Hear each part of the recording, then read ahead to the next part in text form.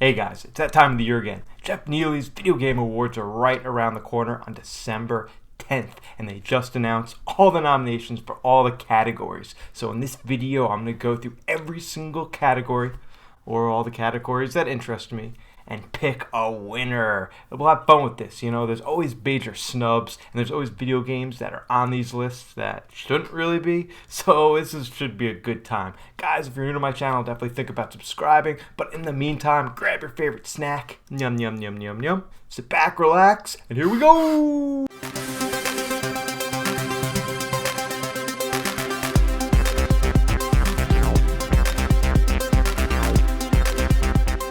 Okay guys, I picked out the 16 most interesting categories, the ones that I think are the most fun and the ones I think you'd like to see the predictions for. So like I said, these are going to be my predictions for each category. I'd really love to hear what you think and what you think the winners are going to be down in the comment section. The big awards, the really big meaty juicy ones, are going to be towards the end of the video, but we are starting off with a bang, and that's Best Action Adventure Game. It's kind of crazy. We're seeing games that came out a few weeks ago in Assassin's Creed. It's games that came out over a year ago in Star Wars, Jedi, Fallen Order, with Last of Us Part 2 sprinkled in, Ghost of Tsushima, and Spider-Man. So honestly, I'm going to have to go between Spider-Man, Miles Morales, and Star Wars, Jedi, Fallen Order. If we're going action, if we're going adventure, I'm going to give this award to Star Wars. Next up is Best Community Support. A lot of big community support games this year. Fortnite's been huge for years, so has Destiny, but you know, no other game had the peak, had the highlight, had everybody talking like Fall Guys. So for Best Community Support, has to go to Fall Guys this year, right? Best Audio Design. Audio is so freaking important in a video game. It takes a game that could be decent and makes it great, or vice versa. A game that should be good with bad audio design, you know, might just stink. There's a lot of options here, but you know, Ghost of Tsushima, with that sword play, with that open world, with the lack of music, but music at the right time, just really cannot be beat in this category. I was in between that and Last of Us because I thought they were similar, but I have to go with Ghost of Tsushima for Best Audio Design.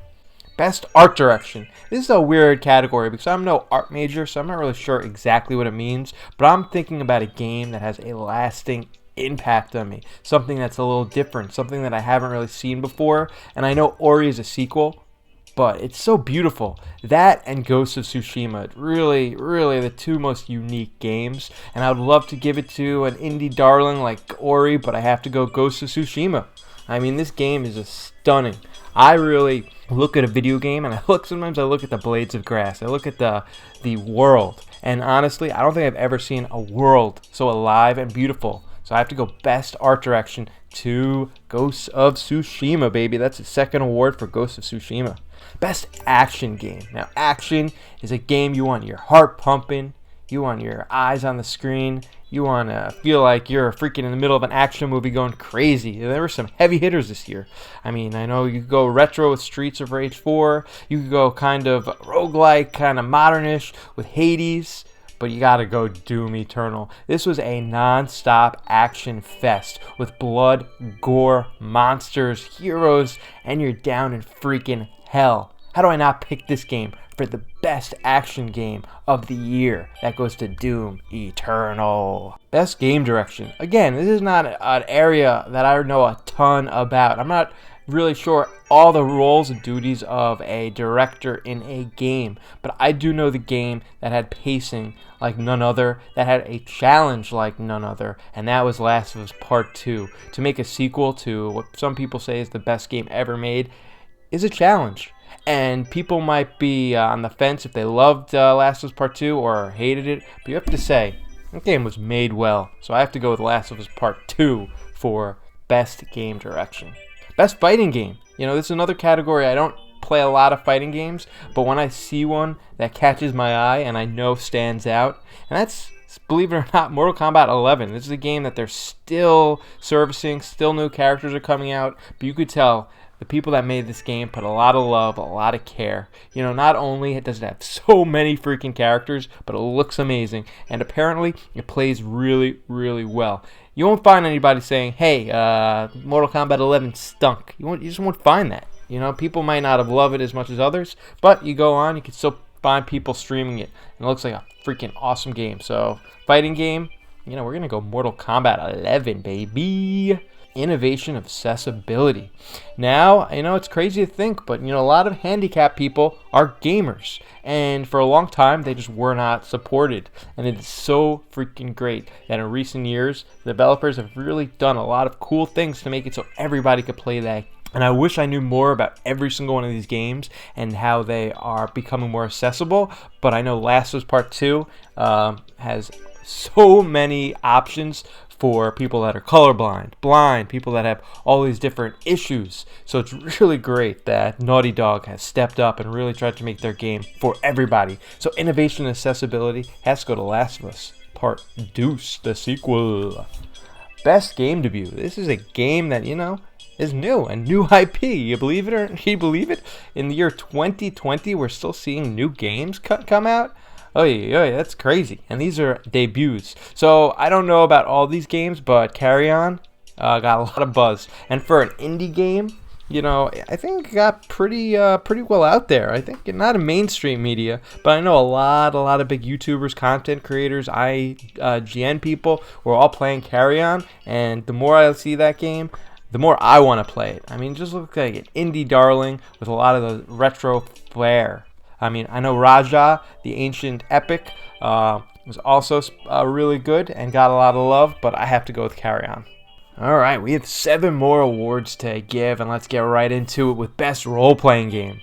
And honestly, I think 2020 was a great year for role-playing games. You know, you had Final Fantasy VII Remake, you got Genshin Impact, you got a Persona 5 Royal, and even a Yakuza game that's more of a role-playing game. You know, I have to go between Yakuza and Final Fantasy VII, and I have to give the award to Final Fantasy VII. I mean, this game was 7 years in the making. I think it might have even been more.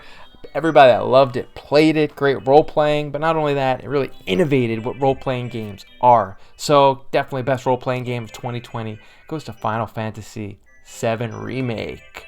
Best multiplayer game. Whoa, what a year for multiplayers. Right off the bat is Animal Crossing, but I don't really think of it as a multiplayer as some of the other ones. Among Us actually came out a few years ago, but really hit its stride this year. Call of Duty, Warzone, and Fall Guys. So it's really, for me, the game that I've heard the most about, people talking about, between Fall Guys and Among Us. And I'm going to give this award to Among Us for this one reason. That's a real strategy game where you have to really talk to other people. You have to figure out what's going on. You have to have an experience with other people. Fall Guys might be a great game, and maybe for me personally, I think it's more fun, but it's more simple and less strategy. Among Us, you really need to talk to people, and really this is the definition of a multiplayer experience. So congratulations, Among Us. Turbo Jesse has you as the best multiplayer game of the year. Next up is best sports and racing game.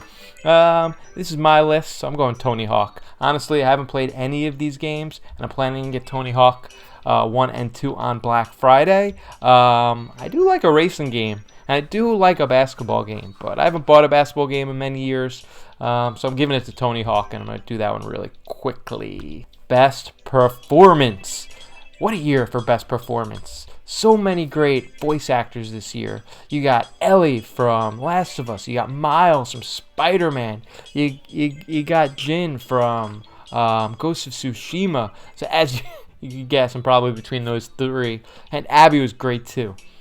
And personally, I think I have to go Ellie. You know, I did love my boy Miles Morales, but he didn't really deal with the type of situations and emotion levels as Ellie. Ellie dealt with some crazy stuff. I love Spider-Man, but I'm giving best performance to my girl, Ellie. What a year. What a 2 games she had to deal with. Jeez. We are down to our final 3 games, and in my opinion, these are the most important, most prestigious games at the Game Awards. Let's get right into this with the best indie game. This might not have been the best year for indie games in general, but there were some heavy hitters that, you know, were really freaking great. Everything from Carry On to Fall Guys to Hades. Pelunky 2, even Spirit Hater. And you know what? This is a really tough one. I was like balancing what more people played or what more people talked about. But I have to give the award to Hades. Maybe not as many people played this game, but the people that did absolutely fell in love with it. More and more people that I speak to say that this is not only the best indie game of the year, but this is the best game they played all year. That's crazy for an indie game. So best indie game 2020 has to go to Hades. Next up is best family game. This is a category that is traditionally dominated by Nintendo, and it pretty much did again this year. From Animal Crossing to Crash Bandicoot 4 to Fall Guys to Mario Kart Live, which is crazy, a new Minecraft game, and Mario Paper. You know, I'm going to whittle this down. It's going to be between Animal Crossing, Fall Guys, and Crash. And who am I kidding? This has to go to Animal Crossing. And I know. But this game came out during a pandemic where people had to stay inside. So the ability to give people an experience to go outside on a vacation, I don't know if that had to do with it or because the game is just made so amazingly well, but this game is honestly a phenomenon.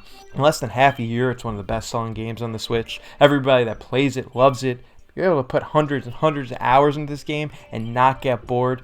And it's still new content coming out every season, and Nintendo isn't planning on stopping anytime soon.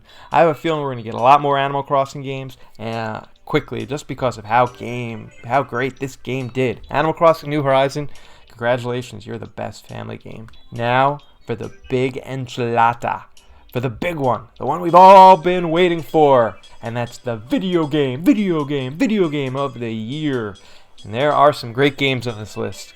There's Animal Crossing, Doom Eternal, Final Fantasy, Ghost of Tsushima, Hades, and Last of Us Part 2. Since I just gave best family game, I'm going to cross off Animal Crossing. And honestly, I don't think Doom Eternal or Final Fantasy VII, in my opinion, are Game of the Year contenders.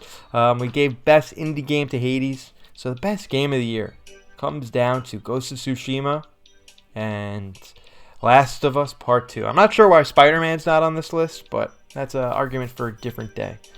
So between these two, let's go through it really quickly. Brand new IP, the game that closes out a generation, is Ghost of Tsushima. But on the other side, The Last of Us Part 2 is the sequel to one of the most beloved games of all time. People say it might be the best video game of all time for the best narration and best love for the game, and you feel like you're a part of it. And for that reason, and that reason alone, my game of the year for 2020 has to be The Last of Us Part 2, just because of the hype that was into this game, how beautiful this game is. People might not love the story, but you cannot deny that the gameplay is super fun. This game is as immersive as it comes. There's great character developments. There's arcs. I mean, everything you want in a realistic, gruesome, apocalyptic video game is right here for you. There was so much pressure, and I know this game was delayed, but I think Naughty Dog really, really knocked it out of the park, and I can't wait to see what they do next. So my game of the year for 2020, Last of Us Part 2. Jeff Neely's Video Game Awards isn't the end-all be-all. Granted, it might be the biggest and more well-known award show for video games, but every single video game publication, from GameSpot to IGN, picks their own winners for almost all these categories. So just because the Video Game Awards pick a game of the year doesn't really mean it's the best game that year. It means Jeff Neely and Jeff Neely's committee thinks that. But anyway, guys, what games do you think was the game of the year? Do you have your favorite game of the year? Do you have your most fun game of the year? Let me know what you really love playing in 2020, and let me know right down here in the comment section, and I'll be sure to get back to you. I'm not ready yet to commit to my personal game of the year, but I'll probably make that video mid-December. And for Turbo Jesse, a game that comes out in the beginning of December qualifies. I know Jeff Neely, they don't. Anyway, guys, thank you so much for watching this video. If you're new to my channel, definitely think about subscribing, hitting that like button, and all that stupid YouTube stuff. Anyway, guys, stay safe out there, wear a mask. I'm Turbo Jesse. I'll see you on the flip side.